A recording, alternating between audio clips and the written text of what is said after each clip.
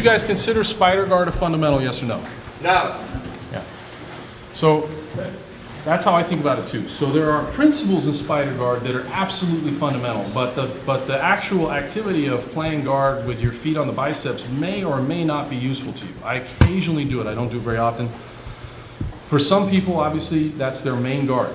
Just like other people, their main guard is a butterfly hook. Your job is to find your main guard. My job is to just give you principles. So right now, I'm using spider guard as a vehicle to teach some principles that we're going to get into as we go. But I don't really care if when you're a black belt, you have a good spider guard.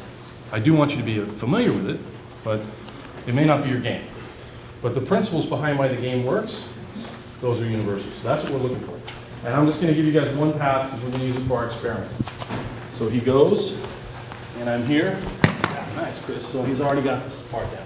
So I don't want to be here. Like, I want to bring my elbows back to my body and get my hips underneath my shoulders. And I already know that going forward, which in the beginning people do until they get swept, is a bad idea once he has the sweep, because that's what he wants me to do. So instead, I'm going to try and walk backwards, short, choppy steps, and get my elbows in.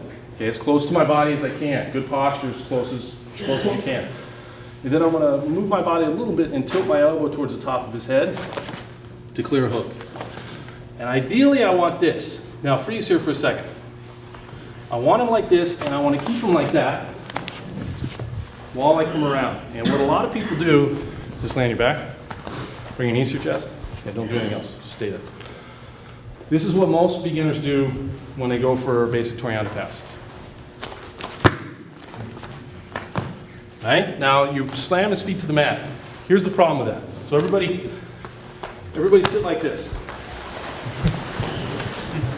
Move your butt to the left. You can use your hand or not.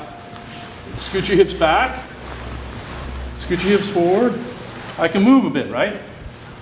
Go like this. Now go ahead and move. So why do I want to put another limb on the mat? Okay? I want his shoulders off the mat and his feet off the mat, and then I want to pass. So one more time.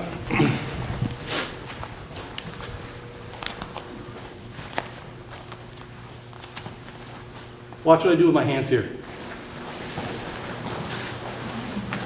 I also stole that from Steve, by the way. Right there, right? And clear. Got it? But let me ask you this. Which one of your students would you not want to know that they should bring their elbow to the mat? Like, I want every one of my students to know how to do that. That's something that immediately goes into the curriculum, immediately fascinates me, immediately captures my attention, and I want to teach and pass on to my students. That's the science of jiu-jitsu. When I said when jiu-jitsu is about structure, not strength, it gives you your power, but I should have just said grappling. It doesn't matter. We're talking about wrestling or judo or jiu-jitsu. If it's done technically, it's done with structure.